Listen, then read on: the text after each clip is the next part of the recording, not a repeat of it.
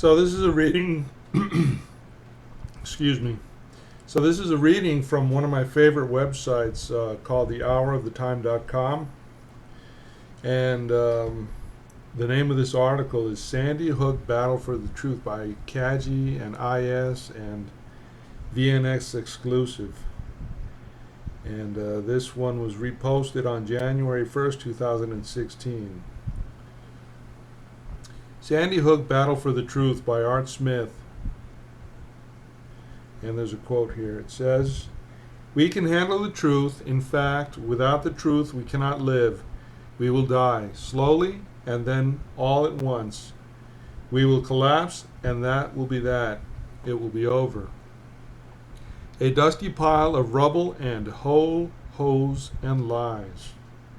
Mike Palekek, preface, nobody died at Sandy Hook. In the 3 years since the Sandy Hook Elementary School shooting in Newtown, numerous reports have been published on its many strange circumstances. Many have come to the conclusion that the shooting didn't happen as described by the media, and that at least some of the victims we were told are dead are still alive. Many of these strange details and paradoxes are depicted in the book Nobody Died at Sandy Hook. It is a collection of essays from different authors such as Jim Fetzer, James Tracy, Dr. Eowyn, Mike Palekek, Vivian Lee, Adam William Powell, and others. This book shines a light on so many problems with the official story of Sandy Hook that if people actually read it and saw the photographs, they would realize they have been lied to on a massive scale and start wondering what else the government and the media is lying about and why. This book and now Professor James Tracy are facing massive resistance. The book has been completely banned on Amazon, and Professor James Tracy is in danger of being fired from Florida Atlantic University because of his research and writing on this topic. He is a tenured associate professor of communications and multimedia studies there. For the first time I heard about this book was because of the controversy it was creating on Amazon. It had mostly highly positive reviews and many negative one-star reviews from people who admitted they had not read the book but were extremely offended at the idea and implications of a staged shooting. Back then, you could still buy the book on Amazon and decide for yourself. You can read more about the controversy and see the snapshot of the reviews here at Professor Tracy's blog, Memory Hole. After about a month of the book being on Amazon and generating strong sales, the book was banned and even deleted from customers' Kindles. To combat this ban and keep the book available for interested readers, the book has been released in PDF format for free, and you can find it at Professor Tracy's blog.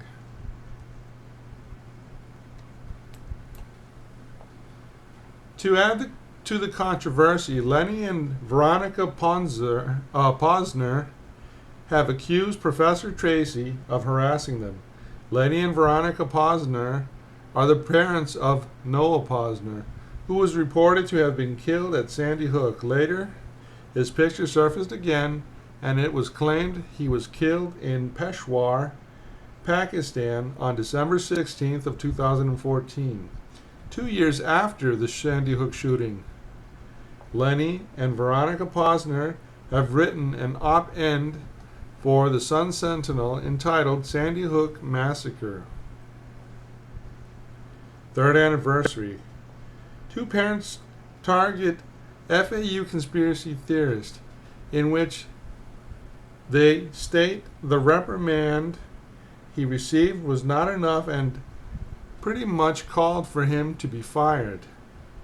On December 16, Florida Atlantic University had issued a notice of termination giving Professor Tracy 10 days to respond according to their grievance process. Here is Tracy's response to this action. The attack upon me and James Fetzer, PhD, McKnight Professor Emeritus at the University of Minnesota, Duluth, is only the latest in an ongoing campaign to conceal the deception known as Sandy Hook. In a December 10th opinion piece published by the South Florida Sun Sentinel, Lenny and Veronica Posner seek to intimidate my employer into firing me because of the extensive research several academics, including Fetzer and myself, have done on the Sandy Hook massacre.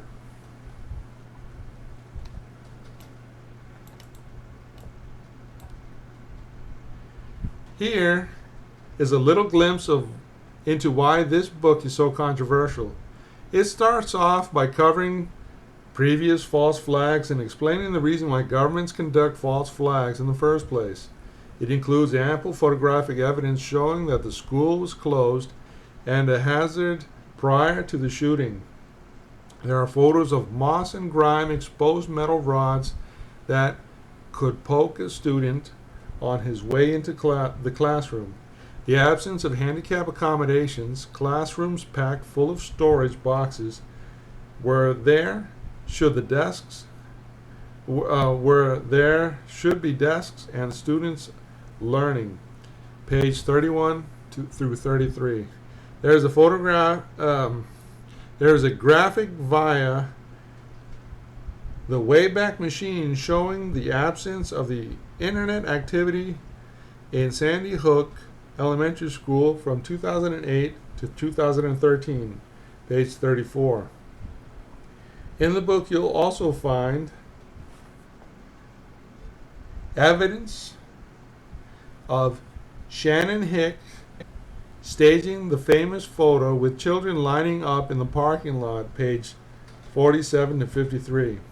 Anderson Cooper's disappearing nose, evidence of the green screen effect, 73. Showing us what real events and crime scenes, not too graphic, would look like. Photographs of deceased children singing at the Super Bowl, page 82 to 84. Photographs of Lanza homes showing different versions of rooms and supposedly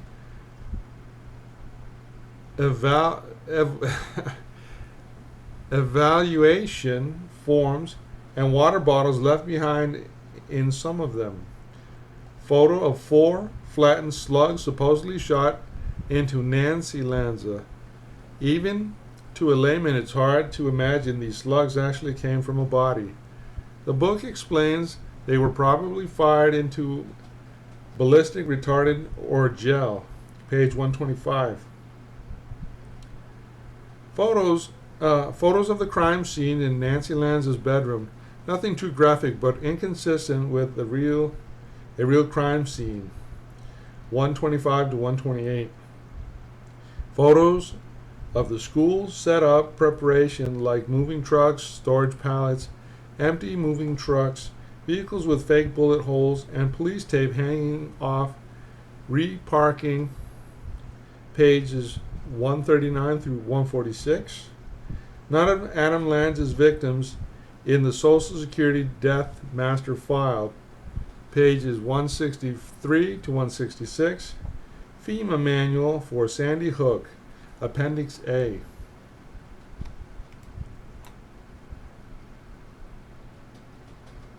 At this time, it is important to help and support Professor Tracy, even though he is not really asking for anything yet.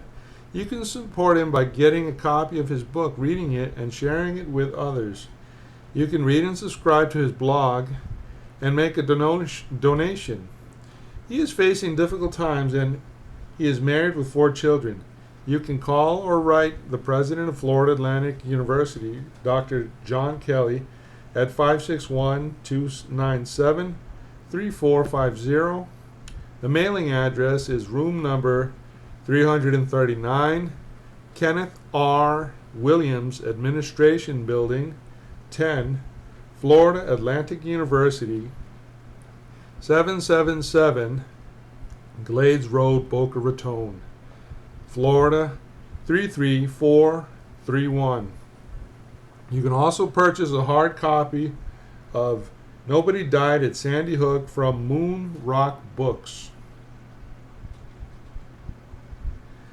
I believe the reason this book is being so harshly censored is because of the numerous photographs it contains.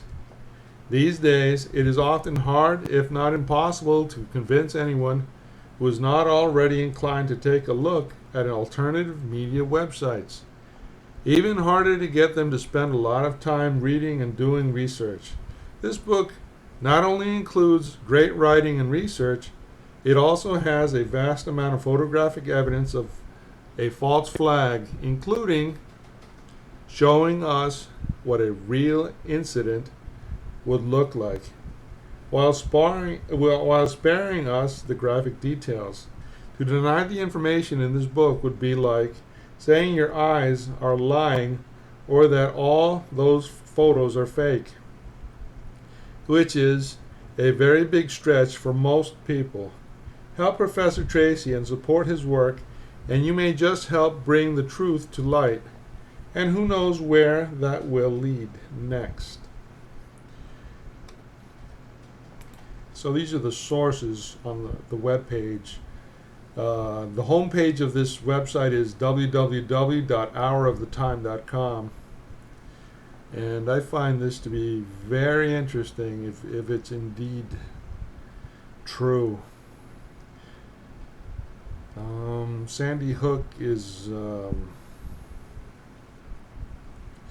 definitely one of those events that is changing the very face of the government, and I don't necessarily agree with the president's